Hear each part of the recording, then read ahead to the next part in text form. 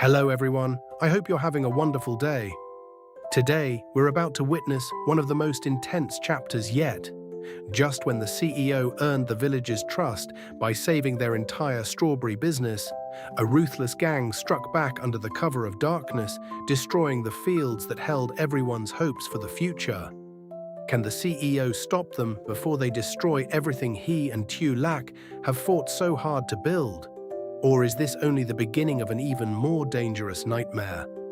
Stay with us until the very end to uncover the shocking twists. And if you enjoy emotional family dramas filled with suspense, sacrifice, and unexpected betrayals, don't forget to subscribe and turn on notifications so you never miss our next episode. Morning arrived with an uneasy silence. The previous day's crisis had left every farmer exhausted. Dozens of crates of fresh strawberries were still stacked neatly inside the village warehouse. Although the fruit had not spoiled yet, everyone understood one thing. If they failed to deliver everything today, weeks of hard work would disappear overnight. The farmers gathered outside before sunrise. No one spoke. They simply waited for the CEO. Deep inside, many were afraid, not because they doubted him, but because this challenge seemed impossible. Every transportation company had cancelled. Every large distributor had suddenly disappeared. It was obvious that someone powerful was standing behind all of it. The CEO walked into the warehouse carrying his notebook as usual. Unlike everyone else, his expression remained calm. He slowly looked around the room. Hundreds of boxes, thousands of kilograms of strawberries, fresh vegetables, melons, herbs, everything represented months of effort. Then he smiled. "I think we've been thinking too big." Everyone looked at him in confusion. Farmer Min scratched his head. "What do you mean?" The CEO walked toward one of the boxes and gently picked up a basket of strawberries. "We've been trying to sell everything to a few big buyers." He paused. "But what if we sell to hundreds of small buyers instead?" The room fell silent. The village chief frowned. "Hundreds," the CEO nodded confidently. "Restaurants, cafes, fruit shops, schools, neighborhood grocery stores, weekend markets. They may not buy thousands of kilograms, but together, they can buy everything." Several younger villagers exchanged surprised glances. One of them suddenly said, "My cousin owns 3 fruit stores in the next district." Another raised his hand. "My aunt supplies vegetables to several restaurants." Someone else added, "My brother drives a pickup truck." Within only a few minutes, the atmosphere completely changed. Instead of waiting for help, everyone started offering solutions. The CEO quickly drew several circles inside his notebook. "Good. We'll divide every shipment. No single customer.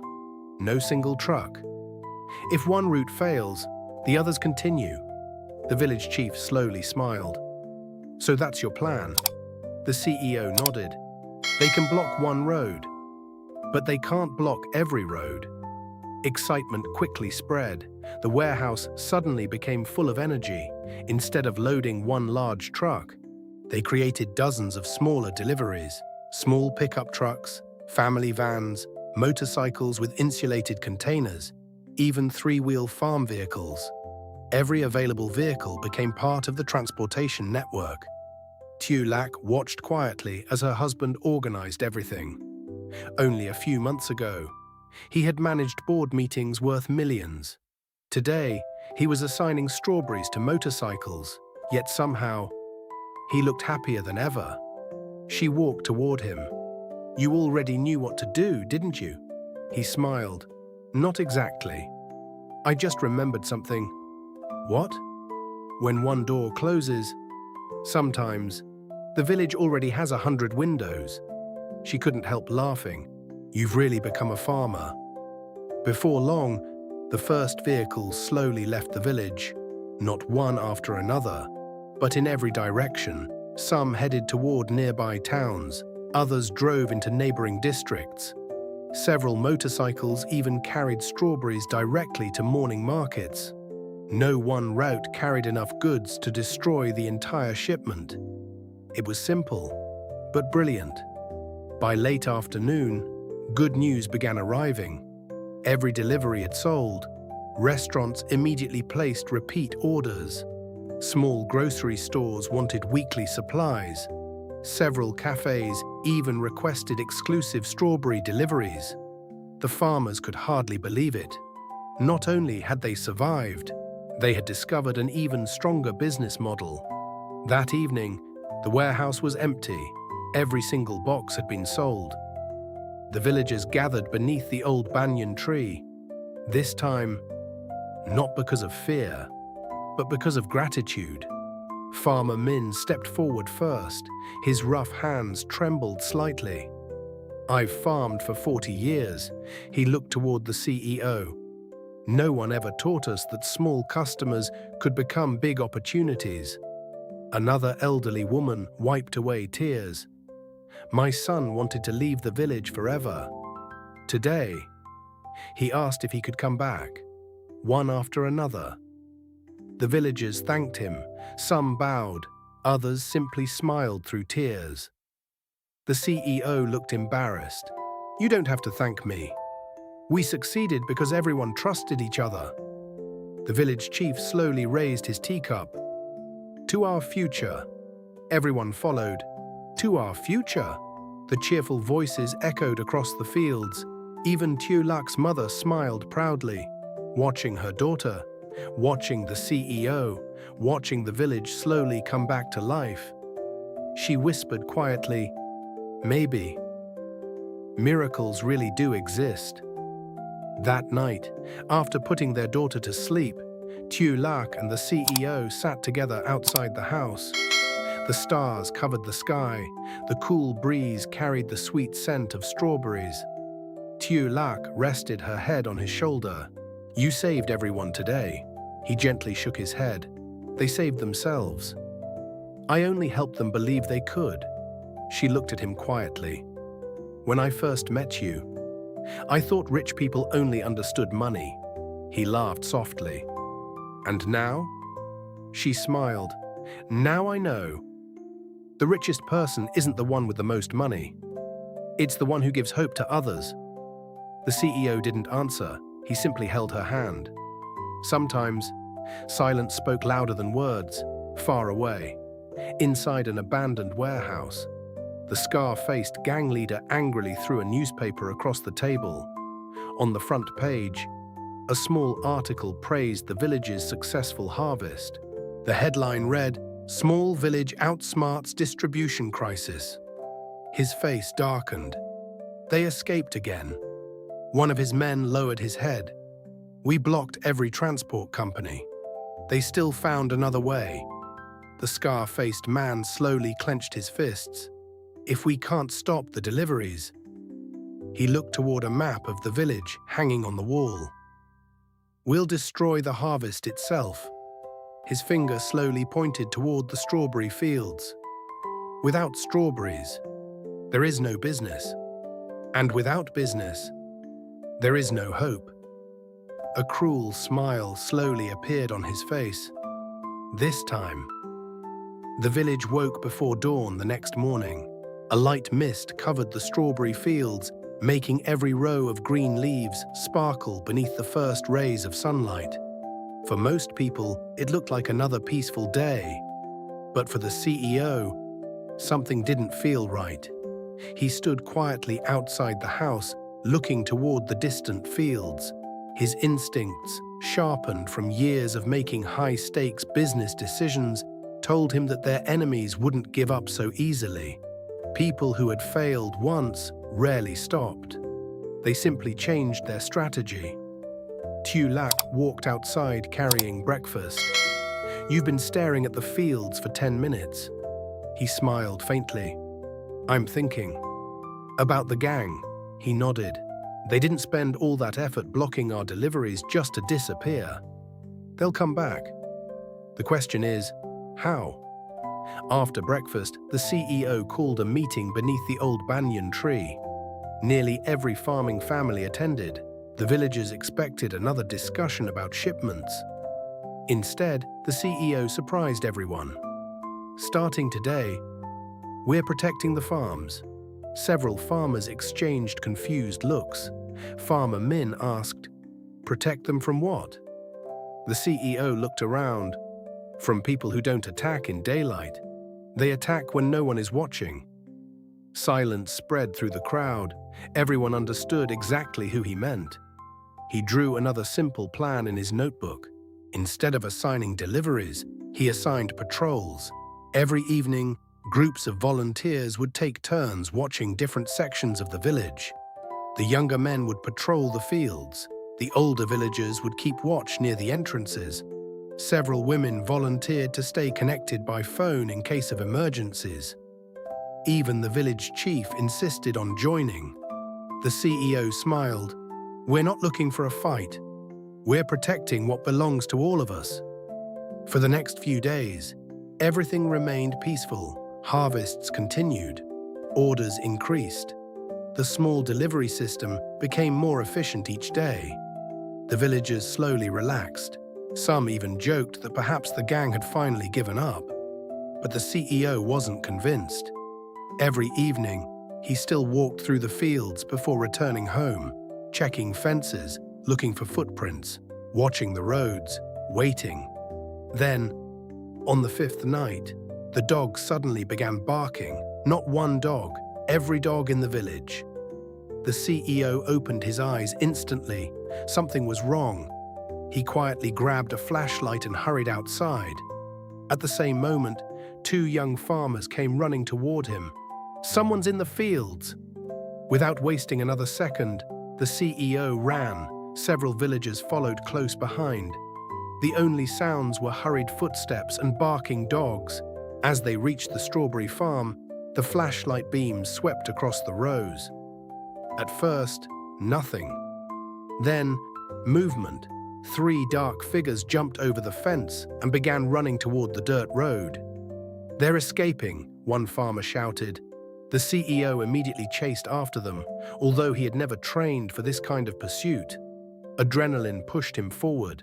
The nearest man stumbled over an irrigation pipe. The CEO nearly caught him.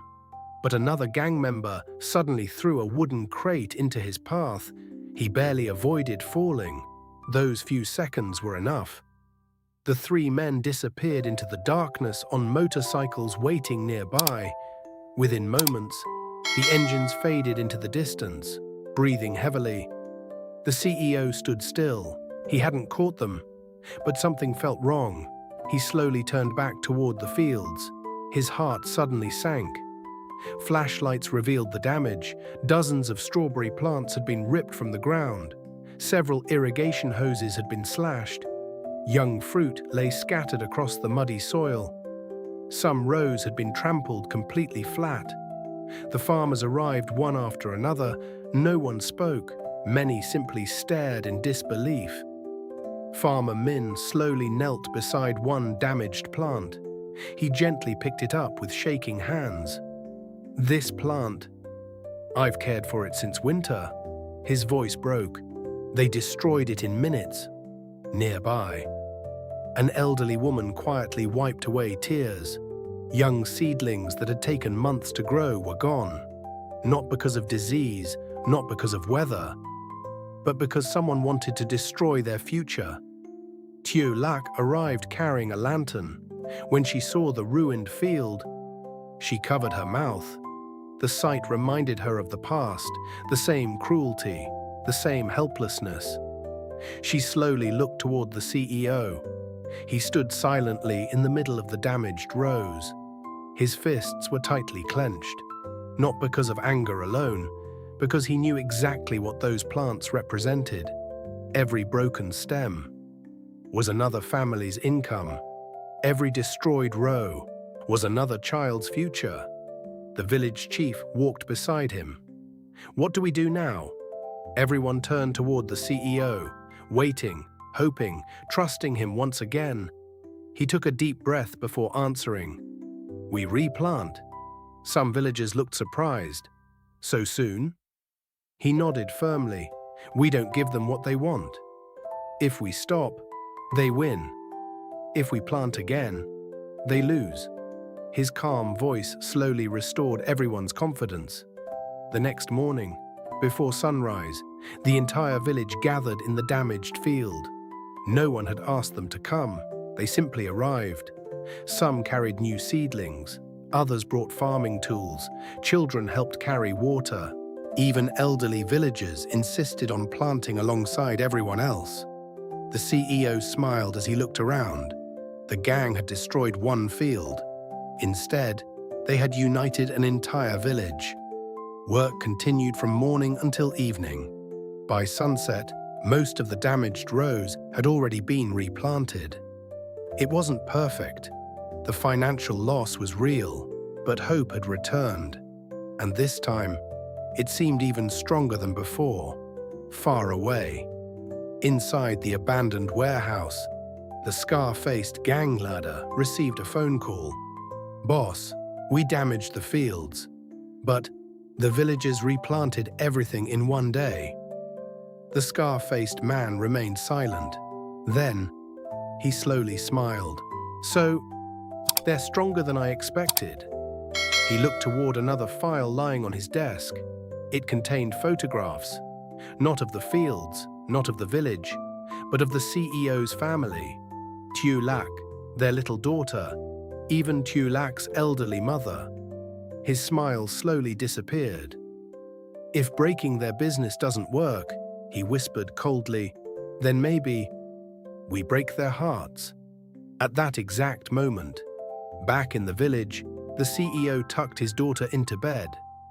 She reached out and held his finger with her tiny hand before falling asleep. He watched her quietly, then looked toward Tieu Lac. Without saying a word, they both understood. The battle had changed. This was no longer just about strawberries. It was no longer just about business. The people hunting them had begun targeting everything they loved. Standing by the bedroom window, the CEO stared into the darkness beyond the fields. He had managed to save the harvest once. He had rebuilt the damaged farms. But deep inside, he knew the next attack would be far more dangerous. And this time, failure would cost far more than money. After overcoming a major distribution crisis with his quick thinking, the CEO wins the villagers' admiration by dividing their harvest into smaller shipments and selling directly to local businesses. His creative strategy not only saves the entire strawberry crop, but also strengthens the villagers' trust in him. Grateful families praise the CEO for giving them hope and proving that teamwork can overcome even the toughest challenges. However, their success only fuels the anger of the ruthless gang watching from the shadows. Under the cover of darkness, the criminals sneak into the strawberry fields and destroy rows of young plants, threatening the village's future. Refusing to surrender, the CEO unites everyone to replant the damaged fields in a single day. But as the gang shifts its focus from destroying crops to targeting the people he loves, can the CEO protect Tieu Lac, their daughter, and the dream they have built together?